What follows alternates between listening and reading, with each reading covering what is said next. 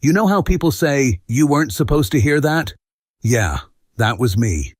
Tuesday afternoon at 2:14 p.m., I came home early because my 3 p.m. meeting got cancelled and I figured, why not surprise my wife with coffee and that overpriced almond croissant she's addicted to? Cute idea, right? As I stepped into the house, I heard voices coming from the kitchen. Jasmine and her best friend Marissa. I was about to call out, "Hey ladies!" when something in Jasmine's tone made me stop cold. I don't know, Riss. Grant's fine. He's good. He's stable. Like, really stable. But sometimes I think maybe I settled too early. Like, what if I just chose the safe option and locked it in? There was a pause. Then Jasmine added, like it was the most normal thing in the world. He's just convenient. He pays the bills, doesn't cheat, doesn't yell, doesn't do anything. It's like being married to a weighted blanket. I stood in the hallway holding a paper bag with 2 lattes and a pastry like the world's dumbest delivery guy. I wasn't angry yet, not even shocked, just hollow, convenient, stable, weighted, freaking blanket. And that's when I walked in. Marissa froze mid-sip. Jasmine went sheet white. Marissa bolted with a, "Oh wow, I just remembered I left laundry in the machine, gotta go." Or something equally pathetic, and I was left alone with my wife. I put the bag on the counter, took a deep breath, looked her dead in the eye. "So, I'm convenient now? Good to know." "You weren't supposed to hear that," she said. "Yeah, that much is clear. It's not what it sounded like." "Then please enlighten me. What did it sound like when you said being married to me feels like cuddling with a tax write-off?" She crossed her arms, defensive. "You're twisting my words." "No, Jasmine, you meant exactly what you said. I just wasn't supposed to hear it." There was a pause. Then she said it, calmly, like she was placing a lunch order. "I just need some time to think and figure out if you're still worth keeping." Like I was some app she wasn't sure about renewing. I stared at her for a moment. Let that land. And then I smiled. Not the nice kind. "Take all the time you want. But just so we're clear, while you're busy figuring out if I'm worth keeping, I'll be thinking real hard about whether you are." She blinked. That wasn't the script she expected. She wanted tears, begging, guilt, a heartfelt speech about how I'd be lost without her. What she got instead was a man who heard the final bell and didn't flinch. I turned around and walked out of the kitchen. I didn't go back to work. I went to the garage and sat down in the quiet. My hands were shaking, not from fear, from clarity. That was the moment I realized, I'm not her partner. I'm her placeholder. She wasn't struggling. She was shopping. And now? Now she'd put me on layaway. Not gonna happen. By the time I stepped back in from the garage, the house felt hollow, quiet, like even it had overheard what she said. No apology, no explanation. So I opened my laptop and got to work. Banking.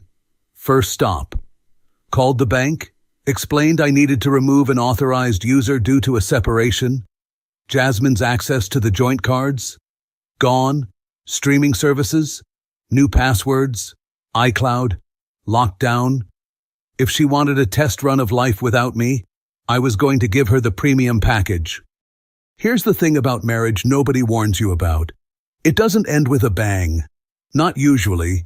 Sometimes it just fades. Slowly. Like a dimmer switch you didn't notice someone was turning. Until suddenly, you're sitting in the dark. And then they ask if you'd mind stepping out, while they decide if they still like the furniture. Jasmine didn't leave the house. She stayed. Apparently, needing time to think didn't require actual distance, just emotional insulation. We moved around the same house like polite strangers in an Airbnb rental. Civil, quiet, occasionally bumping into each other in the hallway with fake smiles and dead eyes. It was Wednesday night when the first crack appeared. I was in the living room watching a documentary about serial killers, as one does when their marriage is on fire, when I heard her voice float down from the top of the stairs. Grant, why can't I get into Netflix? I didn't pause the TV. Because I changed the password. Why? Trial separation includes trial conditions. You said you needed time to think. This is what thinking looks like. There was a long pause. Are you being serious right now? Dead serious. She came down the stairs with that slow, dramatic energy usually reserved for movie scenes where someone just discovered a murder. You're punishing me. I turned to face her, calm, tea in hand, slippers on. Number. I'm giving you a realistic picture of what life without me actually looks like. You said you needed a week to evaluate if I'm worth keeping. Well, you can't do that while still enjoying the benefits. This is ridiculous. You know what's ridiculous? Listening to your wife call you a weighted blanket and then watching her act confused when you stop carrying the emotional weight. She didn't like that.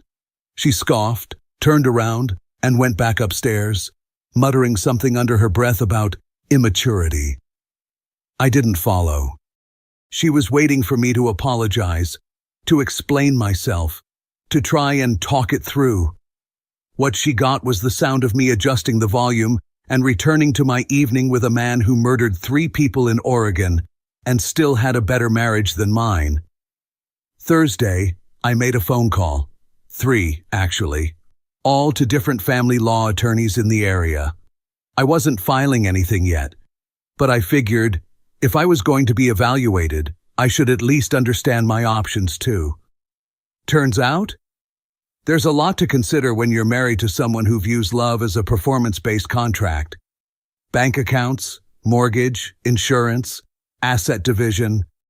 It's not just about feelings anymore. I didn't bring it up that day. No confrontation, no warning, just quiet planning, strategic movement.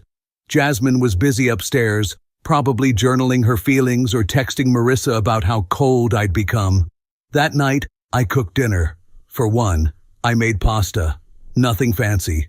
Just enough for me. I even lit a candle out of pure pettiness. Jasmine walked into the kitchen as I was plating. You didn't make any for me? Didn't know if I was still feeding someone who might not keep me? She rolled her eyes. Classic. You're being so dramatic. Right, because nothing says mature like putting your husband on a week-long probation. She didn't respond. She just sat down at the other end of the table, pulled out her phone, and started scrolling like I didn't exist. Which was fine, because for the first time in years, I didn't feel like I had to earn my seat at that table. By Thursday morning, the house felt like a conference center between events. Quiet, polished, full of fake professionalism and zero warmth. Jasmine and I had perfected the art of not speaking unless absolutely necessary. Eye contact was rare. Physical proximity was absent. At one point, I passed her in the hallway. She smiled like I was a coworker she didn't particularly like. "Morning," she said. "If you say so." She didn't respond, just kept walking. That afternoon, while I was on a work call, I noticed a notification flash across the shared iPad. She was still logged into the family calendar. Amateur mistake. Dinner with Blake, 7 p.m. No last name, just Blake. That was a new one. I waited until she came downstairs and casually asked, "Got plans tonight?" She blinked, paused. "Just meeting with a client, marketing stuff." "Why?" "No reason, just wondering if I should eat alone again." She gave me a look, part guilt, part calculation, and left it at that. 7:04 p.m., doorbell. I stayed in the kitchen rinsing a cutting board, heard the greeting, the laugh, then the voice, smooth, confident, just a little too loud. "Hey, you must be Grant." I turned to see a tall guy with an expensive watch and even more expensive teeth standing in the doorway. He extended a hand like we were old pals about to tee off at a country club. "Blake, I've heard so much about you." "Only the good stuff, I hope," I said, shaking his hand firmly. His confidence faltered for just a second. Jasmine hovered nearby, smiling too brightly. "Blake's one of my new clients," she said, overly casual. We're working on a brand refresh. Of course you are. Blake chuckled awkwardly. I gestured toward the dining room. Hope you're cool with pasta. I didn't realize we were entertaining tonight, but hey, what's a trial period without test audiences? The silence in that room was sharp enough to cut raw meat. Blake clearly hadn't signed up for dinner theater.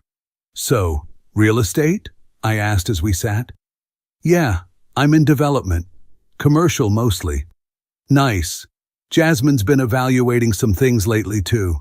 Big decisions. High stakes. You know how it is. Blake glanced nervously at her. Jasmine looked like she wanted to sink into her wine glass. You always this blunt? He asked with a forced laugh.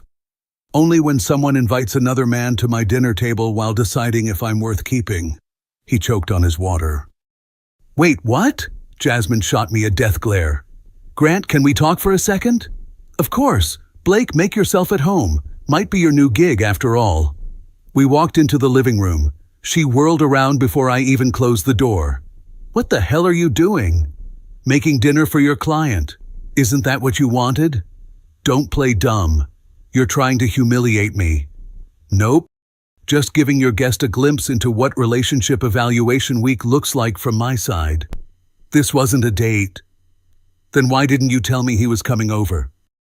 Because I knew you'd make a scene. And yet, here we are. No scene. Just honesty. Maybe that's the problem. She opened her mouth, closed it, and for once had no script to run. Do you want him here? I asked. No. I just thought that seeing you with someone else might spark something? Jealousy? Regret? She didn't answer. Congratulations, I said. It sparked clarity. Back in the kitchen, Blake was standing, clearly ready to bolt. Hey man, I actually just remembered I have to prep for a showing tomorrow morning. No problem, I said. Thanks for stopping by. He nodded, gave Jasmine a quick half hug, and left faster than Marissa did on Tuesday. When the door closed, Jasmine turned to me, jaw tight. Are you happy now? About what? Watching a grown man realize he was dragged into someone else's emotional stunt? Yeah, a little. You humiliated me. You humiliated yourself. I just set the table. She didn't say anything. She just stood there while I drained the pasta and plated it, for one. Friday morning arrived like a hungover apology, quiet, slow, and full of regret no one wanted to say out loud.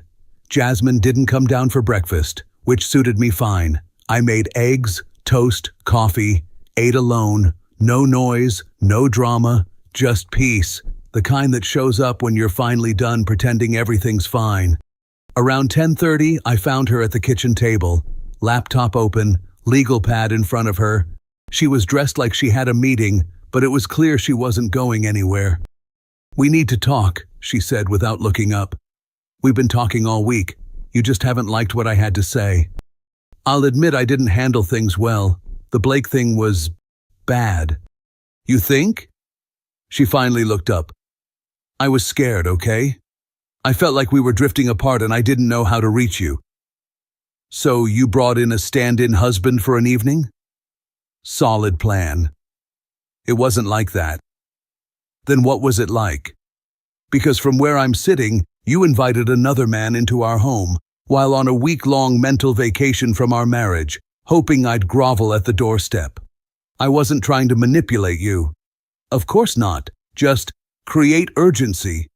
You know what creates urgency? Divorce attorneys. She blinked. Hard. You talked to a lawyer? I sat down across from her. Calm. Measured. 3, actually. I like to compare rates. You're not serious. Dead serious. Don't worry. I haven't signed anything. Yet. I reached into my bag and placed a neatly organized folder on the table. Her name printed on the tab. She stared at it like it was radioactive. Inside, copies of bank transfers to a new account, screenshots of the dinner invite to Blake, notes from each of the 3 law firms I spoke with, a printed timeline of key conversations, including hers. What is this? Documentation. Lawyers love that word. Grant, This is insane. No, Jasmine. What's insane is telling your husband he's a weighted blanket and then being shocked when he stops keeping you warm. She stood up. You're punishing me. I'm preparing. You wanted a week to figure out if I'm worth keeping. I figured I'd do the same. So what? This is revenge? This is a man treating himself with the respect his wife stopped giving him. I never said I didn't love you. You didn't have to. You said you weren't sure if I was worth keeping. That's not love. That's inventory management. She opened her mouth again, and just then, the doorbell rang. We both turned. You expecting someone? I asked. I might have told my mom we needed to talk. Of course she did, and based on the voices I heard outside, she didn't come alone. 3 women entered my house like they were storming a courtroom. First came Jasmine's mother, Angela, 5 feet 2 inches of sheer maternal judgment, wearing the expression of someone who'd already picked a side and brought the closing arguments. Then her sister Caroline, arms folded, face tight, eyes scanning for weakness. And finally, Madison, Jasmine's best friend from college, who once got so drunk at our wedding she mistook the DJ booth for a bathroom. The holy trinity of guilt. They didn't wait for me to invite them in. Angela marched straight to the living room like she owned the deed. We need to talk, she announced. Good morning to you too, I replied. Coffee? No takers. They sat. Jasmine trailed behind them, visibly nervous. She hadn't expected backup to arrive with quite so much force. We're here because someone needs to talk sense into you, Caroline started. She's been crying all week. I'm sorry to hear that, I said calmly. Ultimatums can be emotionally difficult for everyone involved. Angela snapped her fingers. Don't get smart with me, young man. Marriage requires compromise. You don't just threaten divorce every time things get tough. Interesting, I said. Out of curiosity, is telling your husband he's on a 1-week probation supposed to count as compromise now? Silence. Madison shifted in her seat. She didn't mean it like that, she said. You know how she gets when she's overwhelmed. So I was supposed to ignore her words? Just wait quietly while she weighed the pros and cons of staying married to me? Angela crossed her arms. You're supposed to fight for your marriage. Fight for what exactly? They blinked. I stood, walked to the drawer, retrieved the folder, set it on the coffee table like a detonator. Let me ask you something, I said. If your husband sent you a text saying he needed a week to decide if you were worth keeping, how would you respond? Angela's face tightened. That's different. How? Because men don't do that. Don't do what? Evaluate their spouses? Invite other people over during an evaluation period? Or treat their partners like employees under review? Now Caroline looked uncomfortable. Madison too. Wait, other people? Caroline asked. I nodded slowly. Thursday night, she invited Blake over. Tall guy, nice watch, real estate, said it was a business dinner. Forgot to mention it to me until he was already at the door. Angela turned sharply toward Jasmine. You invited a man over? During all this? Jasmine flushed. It wasn't like that. Then what was it like? I asked. Because she told me, and I quote, she hoped seeing her with someone else might remind me what I was missing. Madison's jaw dropped. Jazz, seriously? Jasmine looked around for backup. She found 3 stunned faces. It wasn't a date, she muttered. During a week where you're evaluating your marriage, you bring a man I've never met into our home. You don't tell me he's coming, you don't ask, and you sit across from me at the table like I'm the third wheel in my own kitchen. I turned back to her personal panel of defenders. Would any of you be okay with that?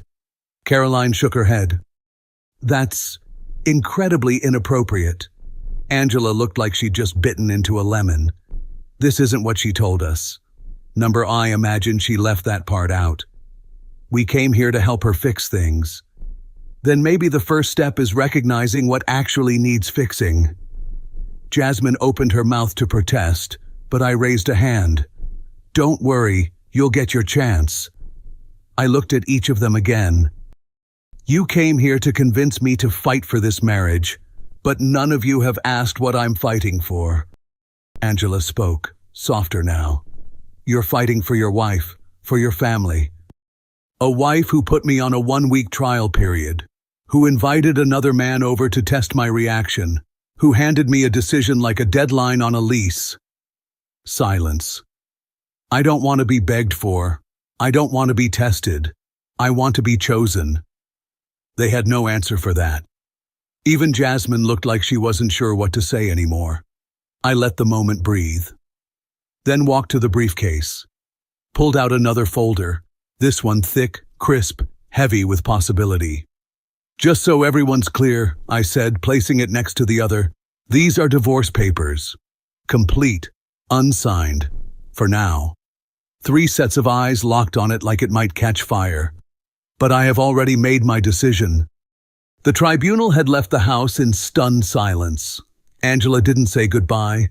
Caroline muttered something about needing time to process. Madison gave Jasmine a hug so awkward it could have been mistaken for a hostage rescue. When the door closed behind them, Jasmine and I stood there in the hallway, the wreckage of her support system still settling in the air. She looked like a boxer after the 9th round, tired, bruised, still standing, but unsure how. "You didn't have to humiliate me," she said quietly. "I didn't. You did that all by yourself." She didn't argue. Instead, she went upstairs without another word. I didn't follow. That night, I made dinner again. For one. Jasmine stayed in the bedroom. I heard movement, pacing, drawers opening and closing. Maybe she was packing. Maybe she was unraveling. I didn't ask. At 7 o'clock sharp on Saturday, the final day of her evaluation period, she came into the living room. She looked, not composed, not calm, but determined. Like someone walking into a job interview they knew they weren't qualified for anymore. She sat across from me on the couch. "I've made my decision," she said, voice low. "Okay. I want to keep you. I want to keep us." I nodded, said nothing. I know I handled this horribly. The things I said, the way I acted, it was manipulative. I was scared and stupid and looking for a reaction. You got one. Not the one I expected. I tilted my head slightly. "What were you expecting, Jasmine? Me begging, crying, competing with Blake in some twisted Bachelor episode for your affection? I wanted to feel wanted, like you'd fight for me. By making me feel replaceable?" She flinched. "I know. It sounds awful. But I didn't know how else to get your attention." "So you resorted to testing me. Ultimatums, humiliation. That was your big plan." She looked down at her hands, clenched tight in her lap. "I've been thinking about what you said yesterday. About how I treated our marriage like something conditional. Like love had to be earned. You were right. I've been treating you like a safe investment, not a partner." I stayed silent. Let the words hang there. Let her sit in it. "If you'll give me a second chance," she said, "I'll do better. I'll communicate instead of test.